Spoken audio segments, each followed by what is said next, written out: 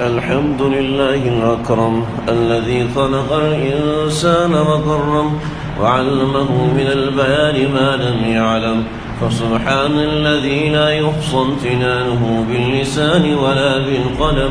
ونشهد أن لا إله إلا الله ونشهد أن محمدا عبده ورسوله.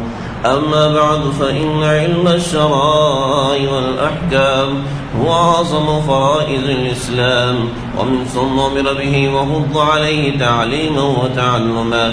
فقد قال رسول الله صلى الله تعالى عليه وسلم: بلغوا عني ولو آية. وقال عليه الصلاة والسلام: إن العلماء ورثة الأنبياء، وإن الأنبياء لم يورثوا دينارا ولا درهما، إنما ورثوا العلم، فمن أخذه أخذ بحظ وافر.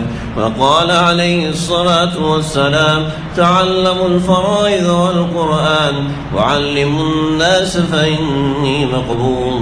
أعوذ بالله من الشيطان الرجيم. أمن هو قانت آناء الليل ساجدا وقائما يحذر الآخرة ويرجو رحمة ربه، قل هل يستوي الذين يعلمون والذين لا يعلمون، إنما يتذكر أولو الألباب.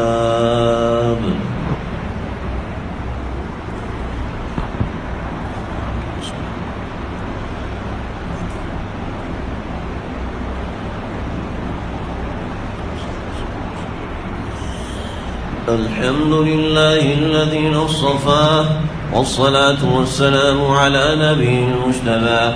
أما بعد، فأعوذ بالله من الشيطان الرجيم. بسم الله الرحمن الرحيم.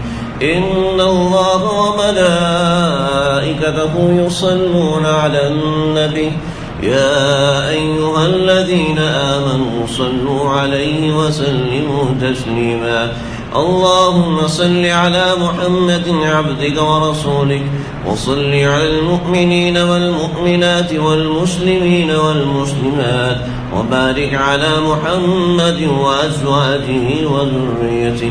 قال النبي صلى الله تعالى عليه وسلم: أرحم أمتي بأمتي أبو بكر، وأشدهم في أمر الله عمر، واصدقهم حياء عثمان، وأقضاهم علي، وفاطمة السيدة نساء أهل الجنة، والحسن والحسين سيدا شباب أهل الجنة، وحمزة أسد الله وأسد رسوله.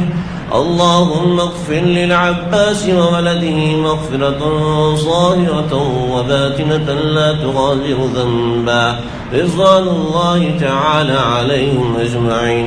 الله في أصحابي، لا تتخذوهم غرضا من بعدي، فمن أحبهم فلحبي أحبهم، غرضا من بعدي، فمن أحبهم فلحبي أحبهم، ومن أبغضهم فلبغضي أبغضهم. وخير أمتي قرني، ثم الذين يلونهم، ثم الذين يلونهم. والسلطان المسلم ظل الله في الأرض، من أهان سلطان الله في الأرض أهانه الله.